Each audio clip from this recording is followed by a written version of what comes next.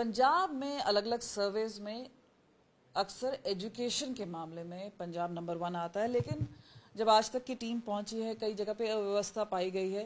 Sir, ये जैसे फाजिलका वाली स्कूल की बात कर रहे थे या मानसा में हम बात कर रहे थे, हमारी वहां पे टीम गई थी कि धर्मशाला से कई स्कूल्स चल रहे हैं। यही बात संगरूर का था जहाँ पे रिक्वायरमेंट है, लोग धरने पे भी बैठे, कई टाइम चला। ऐसे सुनाम में ओवर क्राउडिंग है। तो जब आप दावा करते हैं कि नंबर 1 है, तो ये इस तरह के लग रहा है कि कई ऐसी जगहें हैं जहाँ पे सरकार की शायद नजर नहीं पड़ी। नहीं, नजर पड़ रही है, नजर पड़ी हुई है। ये तो एजुकेशन मिनिस्टर जी ने भी एक दिन कहा था। देखिए, 4.5 साल हमें हुए हैं। जो ढांचा खत्म करने में जिन सरकारों ने 70 साल लिए हैं, तो उसको ठीक करने में कुछ साल तो लगेंगे। जिस जगह का आपने कहा, फाजिलका का कहा, मैं चाहूंगा कि एक दिन मैं आपके साथ चलता हूं फाजिलका में, जो अच्छे काम हुए हैं वो भी दिखाना। अगर कुछ जगह पे नहीं है, मैं ये नहीं कहता कि नहीं ऐसा कुछ नहीं है, वो ठीक कर देंगे, इस बात की गारंटी है। क्योंकि अगर आपकी टीम ने पूरे पंजाब में से 8, 9 या 10 स्कूल ढूंढे हैं जो ठीक नहीं है, तो बाकी तो ठीक हो गए ना। आपने कहा ओवर क्राउड है, ओवर क्राउड है, इट मीन्स के लोगों का विश्वास तो है ना सरकारी स्कूलों के ऊपर, लोगों का विश्वास बना है और 4.5 साल लगे ये विश्वास बनाने में। और पंजाब के लोगों को ये विश्वास है कि आगे आने वाले दिनों में जो कुछ रहता है वो भी ठीक हो जाएगा। सर, एक और चीज जो सामने आ रही है वो है किस तरह से हम पॉलिटिक्स की बात करते हैं। चरणजीत सिंह चन्नी गए, वो बोल रहे हैं कि कूड़े के पहाड़ बने हुए हैं, कुछ हो नहीं रहा है, जगह जगह इस तरह से अव्यवस्था है। उसके ऊपर आपका क्या कहना है? देखिए, वो तो ढूंढने ही यही कुछ जाते हैं ना कि कहाँ से मिलेगा। उनको ये नहीं दिखेगा कि 600 यूनिट बिजली के लोगों को मुफ्त मिल रहे हैं। उनको ये नहीं दिखेगा कि जो नहरी पानी 21% था जब हमारी सरकार आई थी, अब 80% हो गया। चन्नी जी ये जवाब दें या दूसरी पार्टियां ये जवाब दें कि वो 60% पानी कहाँ जा रहा था जो पंजाब के हिस्से का था, वो किसको दिया जा रहा था और क्यों दिया जा रहा था। इन्होंने जो समझौते किए थे, क्या उनके तहत दिया जा रहा था, क्या ये उसका कुछ ले रहे थे, वो क्या था, इन चीजों का जवाब तो वो देंगे नहीं। सड़कें कैसी बन गई है ये तो वो दिखाएंगे नहीं। एसएसएफ चन्नी जी थोड़ी ना दिखाएंगे, ऐसी चीजें कभी भी नहीं दिखाएंगे। क्या वो दिखाएंगे कि कितने टोल प्लाजे थे जिनको बार बार एक्सटेंशन दी जा रही थी, लेकिन मान सरकार ने 16 से ऊपर जो टोल प्लाजे हैं वो बंद किए हैं।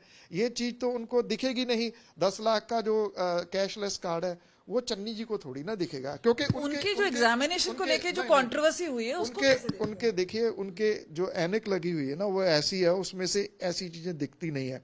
और जो एग्जामिनेशन की बात आप कर रहे हो, देखिए चन्नी जी ने वो एक स्पेशल पोज दे के पिक्चर खिंचवाई, और पिक्चर क्यों खिंचवाई, क्योंकि हाई कमांड को ये भेजना चाहते थे। हाई कमांड को ये बताना चाहते थे कि देखिए मैं आपकी मीटिंग में इसलिए नहीं आया, मैं इस परीक्षा सेंटर में बैठा हुआ था। अच्छा, उन्होंने तो अपना पर्पस जो पूरा कर लिया, अब उन बच्चों का क्या जो वहां पर एग्जामिनेशन हॉल में थे, क्या अगर उनका ये साल खराब होता है, ऐसा कुछ ना कुछ हो जाता है, अगर वो परीक्षा रद्द होती है तो उसकी जवाबदेही किसकी होगी?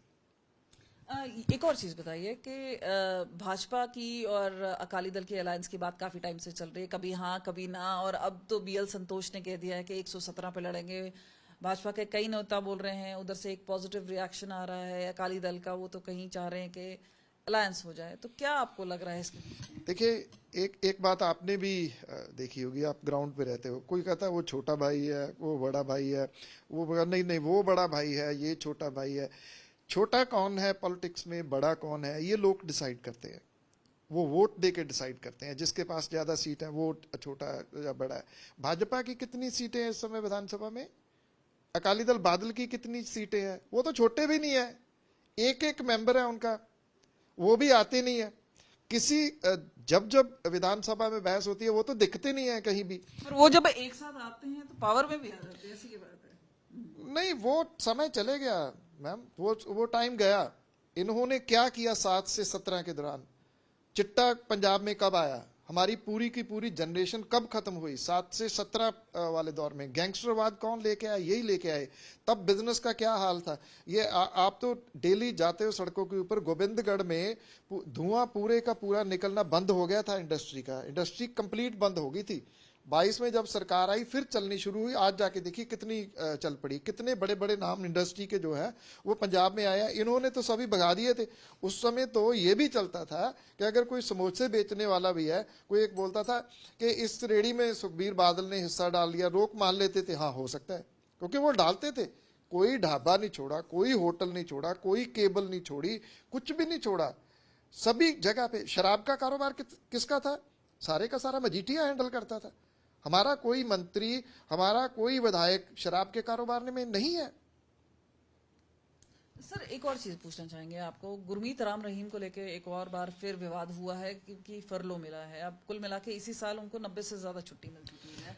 एक तरह से बोला जाए कि परोल और फरलो मिला के वो जेल के बाहर दिन रहे हैं और 2020 से तो कुछ 450 दिन बन रहे हैं। देखिए, ये कुछ क्वेश्चन मार्क तो उठते हैं। एक जगतार सिंह हवारा जी हैं, 30 साल से ऊपर उनको हो गया।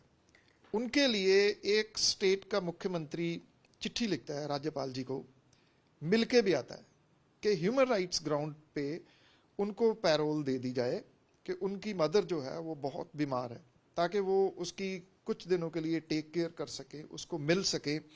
और सीएम इस बात की भी गारंटी लेते हैं कि लॉ एंड ऑर्डर की कोई सिचुएशन जो है वो खराब नहीं होगी। स्टेट हेड इतनी बड़ी जिम्मेदारी ले, फिर भी उसके पैरोल अभी तक ना हो। और एक वो आदमी जिसके ऊपर डिफरेंट केस में कई केस हैं, हीनियस क्राइम, आप तो ज्यादा जानते हैं, हीनियस क्राइम में उसको सजा हुई है और उसको बार बार पैरोल दी जा रही है। देखिए, वो कैसे दी जा रही है, क्यों दी जा रही है, ये एक अलग लंबा विषय है, लेकिन कानून एक है तो वो सभी के ऊपर होना चाहिए। कानून एक होना चाहिए सभी पर, ऐसा कहना है बलतेज पन्नू का। कैमरा पर्सन अमन के साथ कमलजीत संधू, चंडीगढ़, आज तक।